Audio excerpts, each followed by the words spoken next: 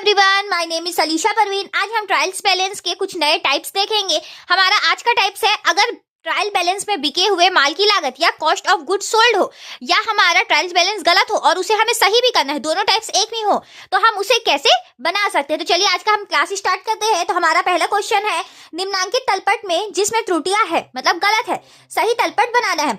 हमारा यहाँ पे दिया हुआ है पूंजी, जैसे कि हम फॉर्मेट तो जानते हैं, तो पूंजी का हमारा क्या होता है, क्रेडिट बैलेंस होता है। ये हमें किस में दिया हुआ है, 2250 रुपए डेबिट में दिया हुआ है। तो हम यहाँ पे क्या करेंगे, क्रेडिट साइड में आके लिख देंगे सेल्स, बिक्री हमारा कहाँ पे दिया हुआ है, क्रेडिट साइड में 5000। तो ये तो हमारा सही है, उसे हमने यहाँ पे जैसा है वैसा ही लिख दिया।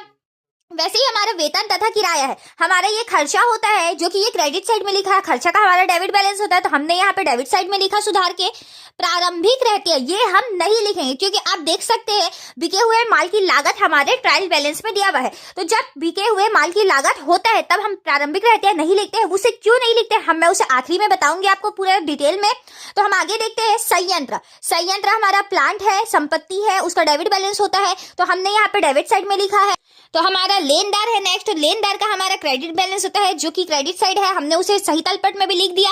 वैसे ही हमारा नेक्स्ट है डेटर्स, देनदार है जो कि संपत्ति है, उसका डेबिट बैलेंस होता है, गलत तलपट में हमारा वो क्रेडिट साइड है, हमने उसे सुधार के लिखा डेबिट साइड में। अब देखिए हमारा अंतिम रहतिया क्लोजिंग स्टॉक है, वो क्रेडिट साइड में है, वो हमारा संपत्ति है, तो हम उसे लिख दिए डेबिट साइड में। अब हमारा बिके हुए माल की लागत जिसे हम लिखेंगे। अब हम देखते हैं बिके हुए माल की लागत होने पर हमने प्रारंभिक रहतिया क्यों नहीं लिखा है। देखिए जब हमारा बिके हुए माल की लागत होता है वो कैसे निकलता है, जो हमारा माल बिक चुका है उसका कॉस्ट क्या था वो कैसे निकलता है। तो उसको निकालने के लिए हम जो ओपनिंग स्टॉक होता है प्रारंभिक रहते हैं उसमें परचेस क्रय को जोड़ते हैं, और प्रत्यक्ष व्यय जो किसी माल को बनाने से सीधा संबंध रखता है वो सारी खर्चे को हम जोड़ते हैं और उसमें क्या घटा देते हैं, अंतिम रहतिया। तो हमारा जब बिके हुए माल की लागत तलपट के अंदर दिया हो तो उस कंडीशन में अगर प्रारंभिक स्टॉक या क्रय या प्रत्यक्ष व्यय किसी तरीके का हो तो हम वो तीनों को उसमें नहीं जोड़ेंगे, क्योंकि बिके हुए माल की लागत निकालने के समय ये तीनों पहले ही जुड़ चुका है। लेकिन देखिए इसमें अंतिम रहतिया घटा हुआ है, मतलब बिके हुए माल की लागत में अंतिम रहतिया घटा हुआ है, तो इसे हम इसमें वापस से तलपट में ऐड करने के लिए यहाँ पे हम लिखे हैं